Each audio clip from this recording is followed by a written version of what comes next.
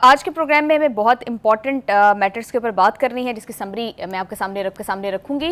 First of all, दोहा में होने वाले ईरान अमेरिका मुज़ाकरात के हवाले से ताहाल मुतज़ाद बयानात सामने आ रहे हैं। एक तरफ अमेरिका के सदर डोनाल्ड ट्रंप कह रहे हैं कि ईरानी वफ्द के साथ बहुत अच्छी मुलाकातें हुई हैं। JD वैंस कह रहे हैं कि आज बाकायदा तौर पर बातचीत का आगाज़ हो जाएगा। दूसरी तरफ ईरान के चीफ मुज़ाकरातकार और उनकी कौमी असम्बली के स्पीकर बाकर कालिबॉफ कह रहे हैं कि जब तक मुफाहमती याददाश्त पर की तमाम शराइत पर अमेरिका अमल दरामद नहीं करता तब तक मुज़ाकरात जो है वो मजीद आगे नहीं बढ़ सकते। तो इन सारी मुतज़ाद बयानात का और इस इब्हाम की वजह क्या है, इसके पीछे इस पर बात करेंगे। इसके साथ साथ एक तरफ तो अमेरिका और ईरान मुज़ाकरात के जरिए मामलात को सेटल डाउन करने की कोशिश कर रहे हैं, साथ ही साथ नेतन्याहू इस सारी सूरत हाल में एज ऑलवेज एक स्पॉइलर का किरदार अदा करते हुए एक दफ़ा फिर धमकी दे रहा है कि अगर ज़रूरत पड़ी तो ईरान पर दोबारा हमले करेंगे। इसके साथ इसराइल ने एक ब्लू एंड वाइट नामी ऑपरेशन ईरान के अंदर कार्रवाई करने के लिए तैयार कर लिया। तो ये ऑपरेशन क्या है, इसराइल के क्या इरादे हैं, इस पर सलीम बुखारी साहब का तज्जिया लेंगे। प्रोग्राम के दूसरे हिस्से में हम बात करेंगे बलूचिस्तान के सरहद पर अफगान तालिबान रजीम की जानिब से 4 ड्रोन के जरिए हमले करने की कोशिश की गई, जिसको हमारी सिक्योरिटी फोर्सेज ने बर वक्त कार्रवाई करते हुए नाकाम बनाया। इस मामले के ऊपर बात करेंगे। एंड इसके साथ साथ एक ज्वाइंट लेटर लिखा गया है इंडिया और पाकिस्तान के वज़राए आज़म को 114 अहम शख्सियात की जानिब से। तो इस लेटर के अंदर क्या है और इसको किस तरह से रिस्पॉन्ड किया जाएगा, इन तमाम मामलों पर बात करने के लिए बढ़ते हैं सलीम बुखारी। अस्सलाम वालेकुम बुखारी साहब, कैसे हैं जी? वालेकुम अस्सलाम सायरा, कैसी हैं आप? मैं बिल्कुल ठीक ठाक हूँ बुखारी साहब। हम कल भी डिस्कस कर रहे थे, उससे पिछले रोज भी डिस्कस कर रहे थे। अभी तक ऑल्दो अमेरिका का वक्त वहाँ पर मौजूद है, दोहा के अंदर ईरान की टीम भी मौजूद है और मुतज़ाद बयानात आ रहे हैं। अमेरिका कह रहा है कि बातचीत होने वाली है और हम देख रहे हैं कि ईरानी साइड मुसलसल तरदीद करती जा रही है। तो ये क्या मामला है? देखिए, वो जो कहते थे कि ईरान ने ये ना किया, ईरान ने वो ना किया, तो हम सफ़ाए हस्ती से मिटा देंगे, हम ईरानियन सिविलाइजेशन मिटा देंगे, हम ये कर देंगे, हम वो कर देंगे। वो बैठ के वहाँ दोहा में इंतज़ार कर रहे हैं कि काश ईरानियन जो आ जाए और बातचीत का आगाज़ हो। This speaks largely for the situation कि वहाँ सिचुएशन है क्या। ईरान इज़ स्टेडफास्ट, कोई बज करने का उसका ना इरादा है, ना पहले किया है, ना अब कर रहे हैं, ना आइंदा करेंगे। इसके बारे में कोई इबाहम होना नहीं चाहिए। आप देखिए, वैंस कह रहा है नहीं नहीं नहीं नहीं, नहीं मुज़ाकरात तो हो रहे हैं और वो चाहे वो बिलवास्ता है चाहे वो बिलावास्ता है, लेकिन मुज़ाकरात हो रहे हैं। बिल्कुल ठीक है, बिल्कुल बुखारी साहब, जिस तरफ आप इशारा कर रहे हैं कि डोनाल्ड ट्रंप और JD वैंस ही कह रहे हैं कि मुज़ाकरात हो रहे हैं। वो जी बुखारी साहब, देखिए, पहली बात तो ये है कि मुझे ना ये ट्रंप भी और वो भी ऑलमोस्ट बेगिंग करते दिखाई दे रहे हैं कि ईरानियन आए और हम उनसे बातचीत करना चाहते हैं। वैंस ने क्या कहा है वो आपके सामने है।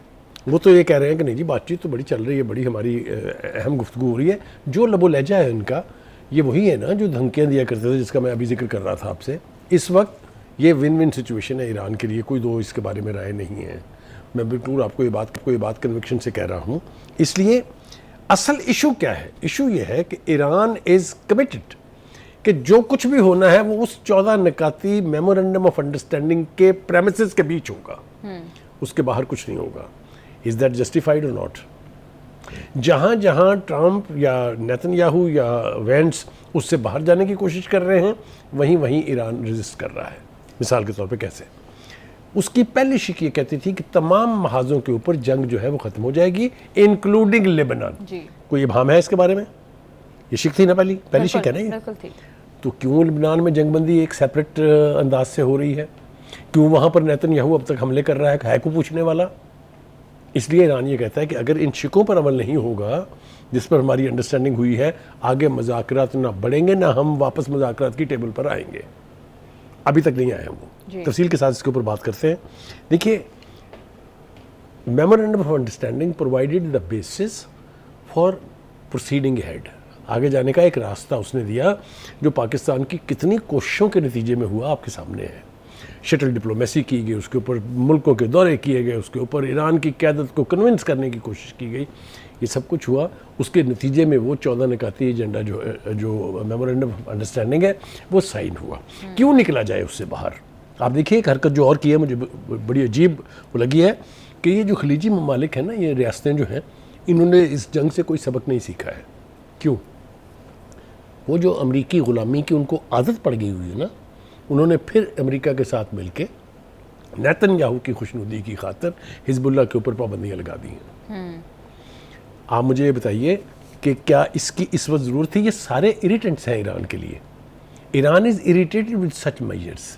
पहले आपने 47 साल तक उनके ऊपर पाबंदियां लगा के देख लिया, ईरान का एक बाल नहीं बीका कर सके आप, बल्कि उसको मजबूत कर दिया आपने with in and even outside. जब वो दिफा के लिए अपने आए तो दुनिया ने देखा कि एक सुपर पावर और एक उसकी वो जो तफैली रियासत है, नाजायज़ औलाद जिसको कहते हैं, उसने मिलके भी ईरान का कुछ नहीं बिगाड़ा।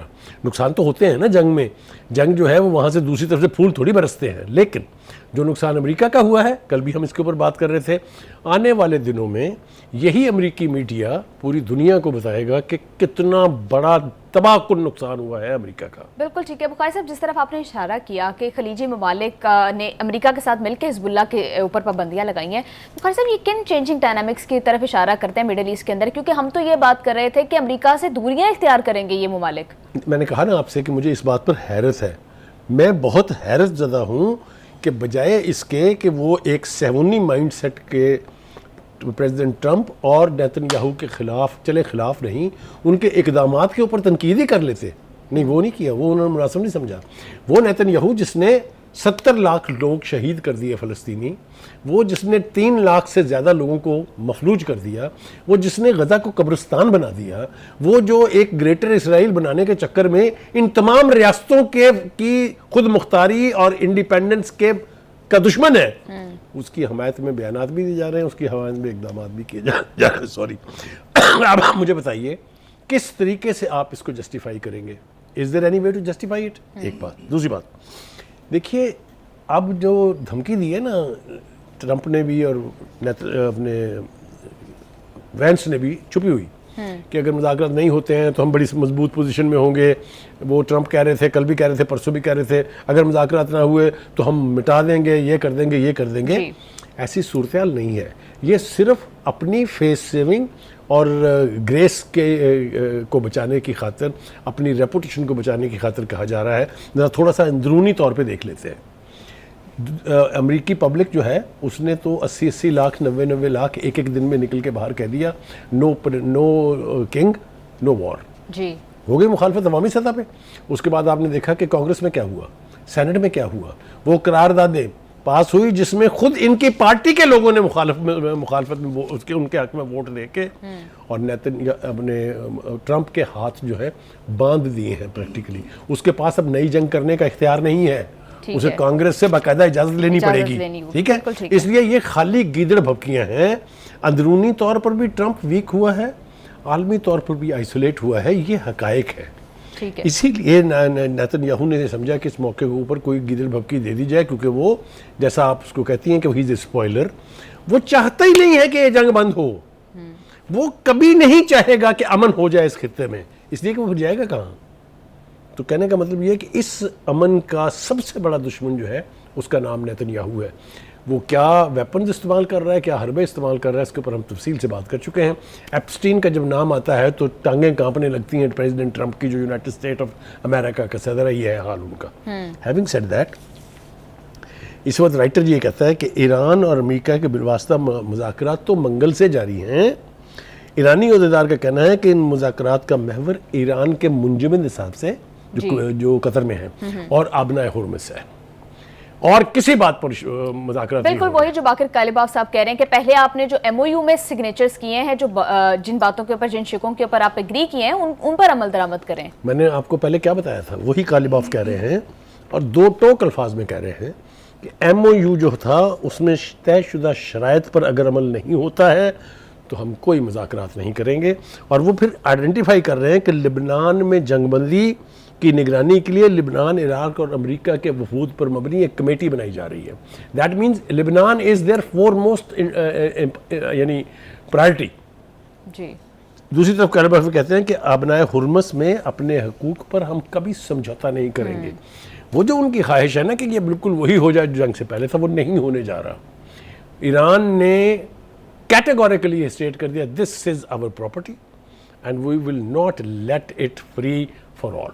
इन अदर वर्ड्स, वो जो प्रोवर्बियल सेइंग है ना कि इट्स नॉट ए थॉरोफेयर। ठीक है, बिल्कुल। आगे चलते हैं। दूसरी तरफ ये देखें कि नेतन्याहू जो है, वो नीम पागल तो खैर पहले ही था, वो मुझे लगता है मुकम्मल तौर पे पागल हो गए भाई, क्यों मैं कह रहा हूँ ये? वो कहता है कि खुद को ईरानी एटमी बमों के खतरे से महफूज बना लिया है। मुझे ये बता, एटम बम है कहाँ ईरान के पास जिससे तूने महफूज बना लिया अपने आप को? यही मैं पूछता हूँ प्रेसिडेंट ट्रंप से। आप ये कह रहे हैं कि वो ईरान राजी हो गया इस बात पे कि हम एटम बम नहीं बनाएंगे, उन्होंने कब कहा था हम बनाएंगे? तो फॉल्स प्रेमिसेस के ऊपर ये अपनी अपनी सियासत कर रहे हैं, अपना अपना सौदा बेच रहे हैं। अब ये मजीद सौदा इस तरह से नहीं बिकेगा। बिल्कुल ठीक है। बुखारी साहब, नेतन्याहू अभी भी ये कह रहा है कि जब जरूरत पड़ेगी ईरान पर हमला करेंगे। इससे पहले भी रिपीटेडली इस तरह के स्टेटमेंट्स देते हैं कि इंडिपेंडेंटली कार्रवाई करेंगे, हम अपनी फोर्सेस के ऊपर, अपने वेपन्स के ऊपर रिलाई करेंगे। Situation has radically changed. क्या वैंस ने अभी हाल ही में ये नहीं कहा कि जितना असला इस्तेमाल हुआ वो सारा अमेरिका का था? इनकी तो औकात ही नहीं, इसकी तो हिम्मत नहीं। अगर अमेरिका पीछे ना हो तो इनके लिए तो हिजबुल्लाह काफ़ी है। ईरान को तो छोड़ दें आप, हिजबुल्लाह और हमास दो मिलके इसका कला कमा कर सकते हैं जिस वक्त चाहे वो।